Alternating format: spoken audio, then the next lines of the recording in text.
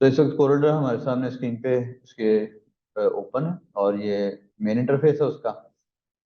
Corel Draw और Adobe Illustrator ये दोनों ही सेम कैटेगरी में आएंगे आपके। एडोबी इलस्ट्रेटर और कोरल ड्रा ये आपके वेक्टर प्रोग्राम्स हैं। जबकि जो आपका एडोबी फोटोशॉप है उसमें आप पिक्चर्स वगैरह को उसकी करेक्शन वगैरह करते हैं, कोई इमेजेस की करेक्शन हो गई या इमेज के ऊपर वर्क करते हैं।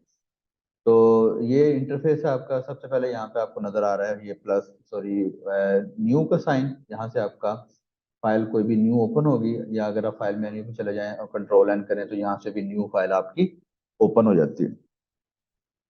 तो मैं यहाँ से न्यू फाइल ओपन करता हूँ, और जब मैं न्यू फाइल ओपन करता हूँ तो वो मुझसे पूछ रहा है कि आपने फाइल का नाम क्या रखना है, प्रीसेट डेस्टिनेशन क्या है, ये कोरल के कलर की सेटिंग है। यहाँ पर आपको जो कलर्स है ना उनको थोड़ा सा सेलेक्ट करना पड़ेगा प्रॉपरली, क्योंकि कोरल ड्रा या जो वेक्टर बेस्ड प्रोग्राम होते हैं आपके भी इनमें जो वर्क किया जाता है वो प्रिंटिंग के लिए most of the time use किया जा सकता है। तो आप अगर किसी भी प्रिंटिंग इंटरफेस के लिए डिजाइन कर रहे हैं तो आप अपने प्रिंटर से डिस्कस करके उसको सिलेक्ट भी कर सकते हैं, या फिर आप यहाँ पे कोरल ड्रा डिफॉल्ट को सिलेक्ट कर लें। साइज क्या होगा, इसमें पेपर के साइज आपको मिलेंगे। A4 पेपर का साइज है, A5 पेपर का साइज है, लीगल आपका एक पेपर का साइज है, ये वेब बैनर के साइज है। ये मुख्तलिफ आपके पास साइज अवेलेबल है, एनवलप है, फुल स्क्रीन है। तो आप यहाँ से यूजुअली जो काम किया जाता है यहाँ पे वो A4 पे किया जाता है। A4 पे इसलिए किया जाता है, मैं आपको बताता हूँ अभी। ये उसकी विड्थ है mm में। अगर आप इसको इंचज में करेंगे तो ये आपका जो 8 8.5 का और 11 इंच का पेज होता है आपका। पेज की जो विड्थ होती है वो 8.5 होती है तकरीबन, और 11 इंच जो है ना उसकी हाइट होगी। ये उसकी ओरिएंटेशन है जी। पेज लैंडस्केप होगा या पोर्ट्रेट होगा। नंबर ऑफ पेजेस कितने हैं, नंबर ऑफ पेजेस से मुराद ये है कि आप एक ही डिजाइन के कितने पेजेस होंगे। अगर यहाँ पे दो करें तो मैं आपको यहाँ पे करके भी दिखाता हूँ। 300 DPI ये उसकी है कि जो कलर की उसकी होगी डेंसिटी वो क्या होगी। इसको आप ओके करें तो यहाँ पे ये इंटरफेस आपका आ जाएगा। तो ये बेसिकली वही साइज आपने जो सिलेक्ट किया उसी साइज का उसने आपको डॉक्यूमेंट दिया। यहाँ पर आप देखें तो ये आपको यहाँ पे नजर भी आ रहा है। ये वही डायमेंशन है उसकी। हमने दो पेज क्रिएट किए थे तो यहाँ पे देखें दो पेज भी आपको नजर आ रहे हैं एक ही डिजाइन के अंदर। फर्ज करें कि अगर आप एक कैटलॉग बना रहे हैं तो आपको कैटलॉग के अगर 10 पेजेस हैं तो आप क्या करेंगे, कैटलॉग का हेडर सेम होगा, फुटर सेम होगा, तो आपको शायद बजाय इसके कि आप 10 PDF कोरल की फाइलें बनाएं, आप शायद ये चाहेंगे कि पेज 1 पेज 2 पेज 3 हो। तो उस सूरत में आप ये पेजेस को यूज कर सकते हैं। यहाँ से पेजेस को रीनेम कर सकते हैं, इसके बाद नया पेज क्रिएट कर सकते हैं, कोई पेज इससे पहले ऐड कर सकते हैं, अगर डुप्लीकेट करना चाहें पेज को डुप्लीकेट कर सकते हैं। या यहाँ से आपके पास अगर बहुत ज़्यादा पेजेस हैं तो आप सिंपली यहाँ पे नंबर लिख के भी पेजेस पे जा सकते हैं। और ये फॉरवर्ड और बैकवर्ड, ये बिल्कुल एंड पे जाने के लिए और ये बिल्कुल स्टार्ट पे आने के लिए। तो अगर मैं यहाँ से चाहूँ तो स्टिल मैं जाके यहाँ अपने पेजेस जो है वो चेंज कर सकता हूँ। लेट सपोज कि मैं यहाँ पे चेंज करता हूँ एनवेलप को, तो देखें उसकी जो मेजरमेंट हो गई ये एनवेलप हो गई।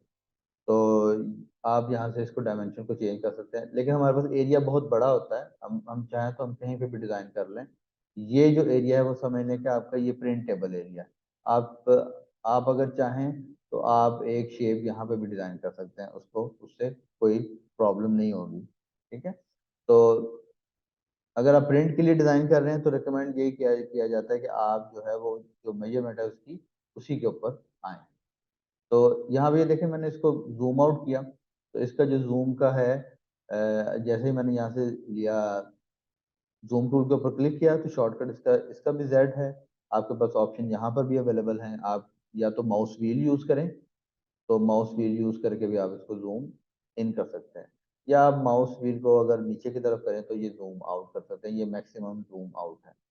जब मैं इसको जूम इन कर रहा हूँ तो यहाँ पे देखें ये %1 हो गई, मैंने और किया %2 हो गई, मैंने और किया %5 हो गई। आप चाहें तो यहाँ पे टाइप करके 100% भी कर सकते हैं। ये आपकी 100% वेट है। ठीक है। अच्छा अच्छा, ये यहाँ पे हमने इसको 100% किया। तो जब हमने इसको 100% किया तो यहाँ पे ये स्क्रीन पे नजर नहीं आया। वो क्यों नजर नहीं आया, क्योंकि वो आपका जो है ना थोड़ा सा साइड पर है। इसका यहाँ पे एक शॉर्टकट होता है Shift F4, आप उसको करेंगे तो ये पेज आपके सामने आ जाता है। ठीक है। उसके बाद अगर आप यहाँ पे आपके पास ऑप्शन अवेलेबल है Shift F2 और उसके बाद ऑप्शन है जूम पेज टू फिट। वो क्या करेगा, विड्थ के हिसाब से इतना जूम कर देगा कि विड्थ के तक जो है ना आपको वो नजर आ जाए। तो यहाँ से मैं इसको करता हूँ, तो ये देखें उसकी विड्थ जो है ना वो बिल्कुल पूरी स्क्रीन पे आ गई। अगर हाइट करेंगे तो हाइट स्क्रीन पूरी स्क्रीन पे आ गई। इसके शॉर्टकट भी यहाँ पे अगर देखें तो ये अब माउस आ रहा है, और अगर आपने जूम इन करना है तो उसका शॉर्टकट है कंट्रोल प्लस। अगर आपने जूम आउट करना है तो उसका शॉर्टकट है कंट्रोल, इसका शॉर्टकट कंट्रोल माइनस भी है और F3 भी है। F3 ठीक है, ये मैं F3 प्रेस कर रहा हूँ। आपके पास ऑप्शन ये भी होती है कि आप किसी एरिया को सिलेक्ट भी कर, स्पेसिफिक एरिया को भी जूम कर सकते हैं। जैसे इसको मैं यहाँ से डिलीट करता हूँ और शिफ्ट F2 करता हूँ, सॉरी शिफ्ट F4 करता हूँ, तो ये आ गया, पेज मेरे सामने आ गया। तो अगर मैं चाहूँ तो मुझे किसी एक खास एरिया को क्लिक जूम करना है, तो मैं यहाँ से जूम लेके इसको इतने एरिया को माउस लेके आऊँगा, तो सिर्फ वो एरिया मेरे सामने जूम हो गया। तो ये आपका जूम है, ठीक है जी। उसके बाद आपने जो भी काम करना है इसमें कोरल ड्रॉ में, वो यूजुअली किसी शेप से स्टार्ट होगा। तो हमने भी जो इसमें जितनी भी सेटिंग वगैरह ट्राई आउट करनी है, वो हम उसके लिए एक शेप को ड्रा कर लेते हैं। यहाँ पे हमारे पास ऑप्शन अवेलेबल है रेक्टेंगल। अच्छा, ये आप देखिएगा हर टूल के साथ, तकरीबन हर टूल के साथ आपको छोटा सा एक एरो नजर आ रहा है। अगर आप इसके ऊपर क्लिक करेंगे तो उसकी मजीद ऑप्शन ऊपर हो जाएंगे। अगर रेक्टेंगल के ऊपर क्लिक करें तो यहाँ पे भी रेक्टेंगल के ऑप्शन ओपन हो गए। तो शॉर्टकट आपको यूज करते करते याद आएंगे। जैसे ही अभी हमने यहाँ पे माउस लेके आए तो हमें पता चला कि जो रेक्टेंगल का शॉर्टकट है वो है F6। तो मैं अगर अपनी स्क्रीन से F6 प्रेस करूँ और F6 प्रेस करूँ तो वो रेक्टेंगल सेलेक्ट हो गया। ठीक है जी। तो इस तरह से आपका जो है वो रेक्टेंगल सेलेक्ट हो जाएगा। अब जो हम इस शेप के ऊपर अप्लाई करने जा रहे हैं ना, वो तकरीबन पूरे कोरल ड्रॉ में अप्लाई होगा। आपने शेप, कोई शेप बनेगी और उस शेप को क्या करना होगा, हमने उसमें कोई रद्द-बदल करना होगा या उसमें कुछ हमने कलर वगैरह करने होंगे। तो इसको हम ड्रॉ करते हैं उससे पहले एक दफा हम अपना ऊपर का ये टूर ले लेते हैं। सबसे ऊपर वाली जो बार है, यहाँ पे फाइल नेम शो कर रहा है आपको, ये आपका मेन्यू बार है। उसके बाद नीचे ये आपका कमांड बार है, मुख्तलिफ कमांड जो आप यहाँ से ऑपरेट करते हैं वो यहाँ पे आपको मिलती है। ये प्रॉपर्टीज बार है। प्रॉपर्टी बार जो भी टूल सेलेक्ट करेंगे तो ये आपका वही उसकी प्रॉपर्टीज आ जाएंगी। ये जो प्रॉपर्टीज बार है आपका, ये मोर और लेस आपका अडोबी फोटोशॉप की तरह सा का ही है। उसमें भी हम यही करते थे कि जब यही करते हैं कि जब हम कोई टूल सेलेक्ट करते हैं तो टूल सेलेक्ट करके हम उसकी ऑप्शन को लेते हैं, तो वो उसकी प्रॉपर्टीज आ जाती हैं। इसमें आपके पास ऑप्शन होती है, आप अगर इंटरफेस को भी अपने चेंज करना चाहें तो यहाँ पे आपके पास टूल्स में ऑप्शन अवेलेबल है कि आप इसको यहाँ पे कस्टमाइज कर सकते हैं। तो कमांड बार ये सारा, आप आइकन अगर आपको लार्ज चाहिए तो वो देखें आइकन आपके लार्ज हो गए। तो यूजुअली अगर कोई बहुत ज़्यादा आपको स्पेसिफिक रिक्वायरमेंट नहीं है तो वो डिफ़ॉल्ट को कोई भी नहीं छेड़ता, क्योंकि डिफ़ॉल्ट को अगर आप छेड़ेंगे तो फिर आप फर्ज करें रीइंस्टॉल करके आ रहे हैं तो आपको हर दफ़ा जाकर फिर सेटिंग करनी पड़ेगी। तो जो सेटिंग आपको कोरल ड्रॉ प्रोवाइड करता है आप उसी को यूज़ करें। अपेरेंस है, अपेरेंस में आप यहाँ पे कलर वगैरह जो है ना वो सेटिंग कर सकते हैं, लेकिन वो अगेन ये आपका वर्क स्पेस का देखें कलर है, और ये आपका विंडो का है कि विंडो के आप टाइटल देखें तो विंडो के टाइटल चेंज हो रहे हैं। इसको अगर आप यहाँ पे कलर यहाँ पे कॉम्बिनेशन देना चाहें तो आप वो यूज़ कर सकते हैं। अगर ब्लैक यूज़ करना चाहें तो ब्लैक यूज़ कर लें। But I am comfortable with the light, मैं इसको लाइट को यूज़ कर रहा हूँ। तो यहाँ से हम यूज़ कर रहे थे जी ये शेप को। और सबसे पहले इसको, ये आपने शेप ड्रॉ की है तो आप इसको पकड़ के ये देखें मूव कर सकते हैं। जैसे ही आप किसी शेप को मूव करते हैं तो आपके चारों तरफ हैंडल आ रहे हैं। अगर आप इस तरफ से करेंगे तो ये आपका यहाँ से बड़ा होना शुरू हो जाएगा, इस तरफ यहाँ से छोटा होना शुरू हो जाएगा। तो ये आप इसको ट्रांसफॉर्म कर सकते हैं। या ये अगर आप इसको क्लिक करें तो ये आपका ये एरिया बढ़ रहा है, अगर इधर से करें तो ये एरिया बढ़ रहा है। ऊपर भी अगर आप देखें तो आपको उसके हिसाब से वो बता भी रहा है, सारी सेटिंग है इसकी ना। अच्छा, ये देखें अगर इसको अ, यहाँ पे ये क्या बता रहा है आपको कि ये 6 इंच का है, और ये आपका जो है वो 1 इंच का है। तो अगर आप चाहें तो यहाँ पे एग्जैक्ट भी दे सकते हैं। लेट्स सपोज कि आपको डिज़ाइन के लिए चाहिए, आपने कार्ड डिज़ाइन करना है और कार्ड की आपको मेजरमेंट पता है कि कार्ड आपका 3.5 इंच का कार्ड होता है विड्थ, और जो उसकी हाइट है वो आपकी 2 होती है। तो अब जब मैंने 2 इंच किया तो वो 14 हो गया। वो क्यों 14 हो गया? क्योंकि यहाँ पे प्रोपोर्शनेट का लॉक लगा हुआ है। इस लॉक की वजह से क्या हो रहा है कि विड्थ और हाइट जो है ना वो एक दूसरे के साथ साथ चेंज हो रही है। इसको मैं अनलॉक करता हूँ, यहाँ पे मैं इसको 3.5 करता हूँ, तो अब वो एग्जैक्टली वही आ गई। तो आप इस तरह से भी कर सकते हैं। रोटेट की ऑप्शन अवेलेबल है, अगर आप इसको रोटेट करना चाहें रोटेट कर लें।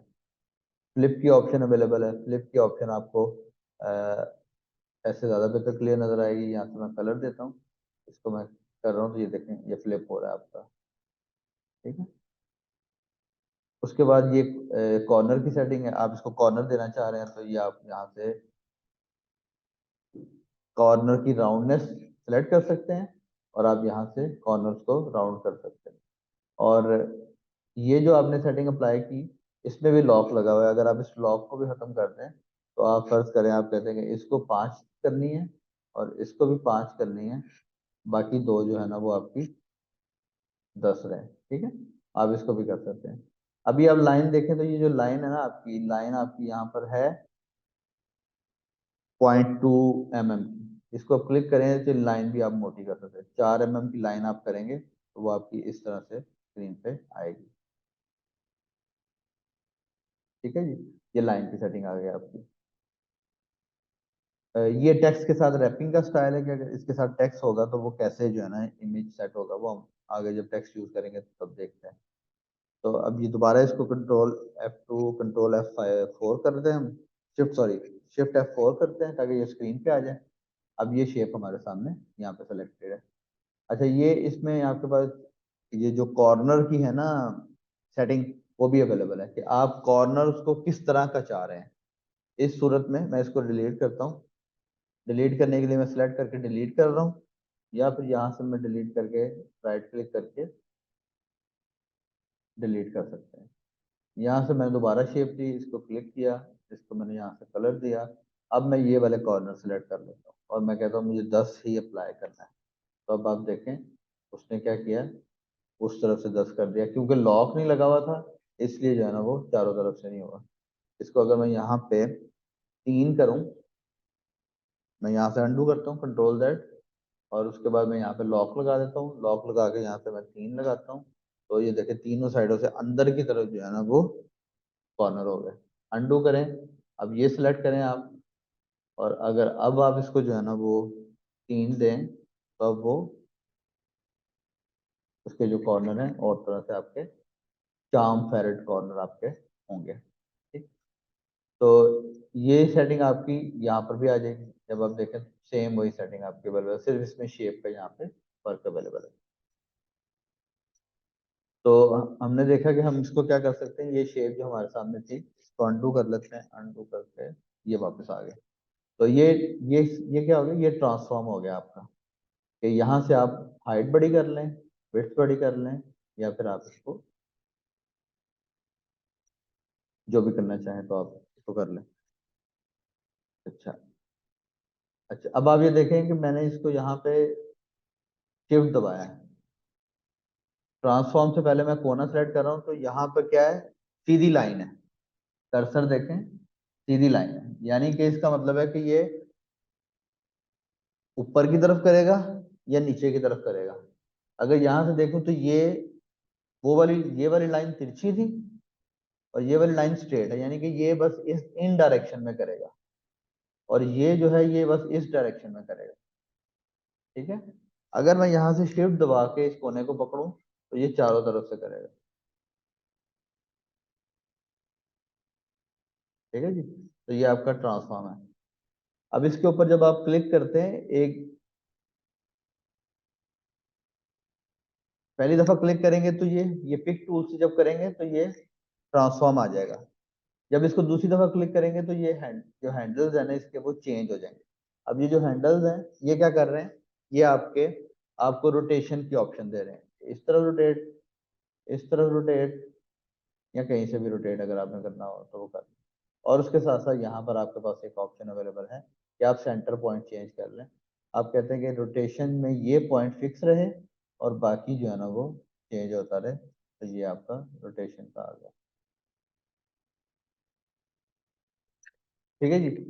तो इसके बाद आ गया आपका कि आपने ट्रांसफॉर्म कर लिया। देन उसके बाद ये है कि हम इसमें एक कंट्रोल और अवेलेबल है, ये साइडों पे, इसे कहते हैं क्यू। क्यू आप करेंगे तो आप यहाँ पे इसकी जो शेप है उसको चेंज कर सकते हैं। ठीक है जी।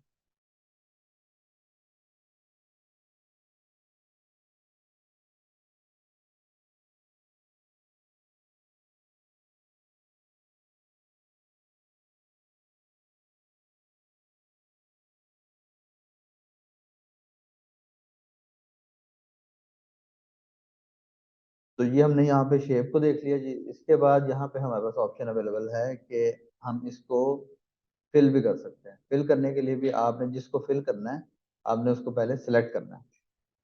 सिलेक्ट करने के लिए अब यहाँ से इसको हम सिलेक्ट करेंगे और सिलेक्ट करके यहाँ पे हमारे पास यहाँ पे कलर ऑप्शन अवेलेबल हैं कि हम जो भी कलर चाहें इसको वो कलर पिक कर सकते हैं। तो जिस कलर को भी करेंगे वो आपका कलर आपका अप्लाई हो गया। हर कलर के अंदर आपको टोन्स भी मिलेंगी, शेड्स भी मिल जाएंगे। जैसे अगर मैं यहाँ पे इस कलर के ऊपर थोड़ी देर क्लिक करके होल्ड करके रखूँ तो इस कलर की एक पूरी पैलेट जो है ना मेरे सामने ओपन हो जाएगी और इसमें से मैं जिस कलर को भी चाहूँ अप्लाई कर सकता हूँ।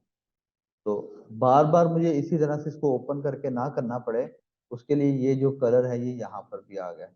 जो भी कलर मैं डॉक्यूमेंट में यूज करूंगा फोटोशॉप वो यहाँ सॉरी कोरल यहाँ पे उसको शो कर देगा, ताकि मुझे अगर दोबारा यूज करना पड़े उनको तो मैं यहीं से यूज कर लूँ, ना कि मैं दोबारा जाके वहां से उसको ओपन करूँ।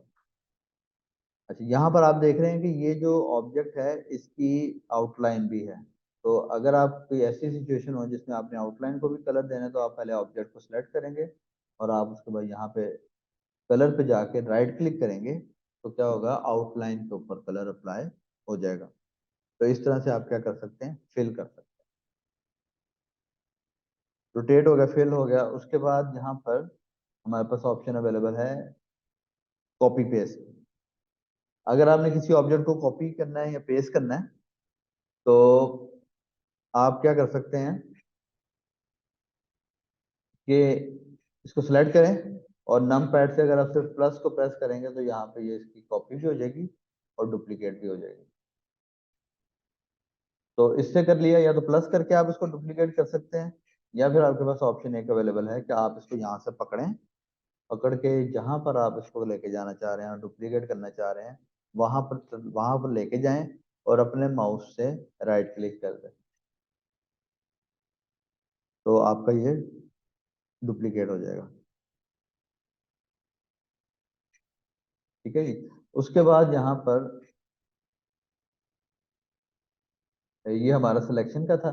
सिलेक्शन में यहाँ पे एक हमारे पास ऑप्शन अवेलेबल है फ्री हैंड पिक। तो ये फ्री हैंड पिक आपका कैसे काम करता है, ये आपका इस तरह से काम करता है कि आप इसको मैं यहाँ से करता हूँ डुप्लीकेट।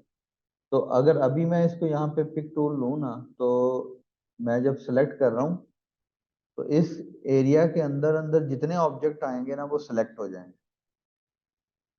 अभी क्योंकि कोई ऑब्जेक्ट नहीं था आ रहा, पूरा ऑब्जेक्ट इस एरिया के अंदर नहीं आ रहा था तो नहीं सिलेक्ट हुआ। अगर मैंने इतना किया तो ये वाला ऑब्जेक्ट सिलेक्ट हो गया। अगर मैंने यहाँ से इतना करता हूँ तो ये दोनों ऑब्जेक्ट सिलेक्ट हो गए। ठीक है, ये अकेला अकेला भी सिलेक्ट हो सकता है। अगर आप एक से ज्यादा ऑब्जेक्ट को सिलेक्ट करना चाह रहे हैं तो शिफ्ट दबाएं और क्लिक करते जाएं, जिस जिस ऑब्जेक्ट के ऊपर क्लिक करते जाएंगे वो आपका सिलेक्ट होता जाएगा।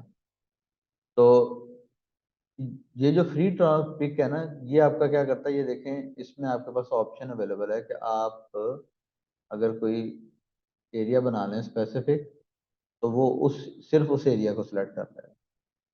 तो फ्री ट्रांसफॉर्म आपका इस तरह से वर्क करता है।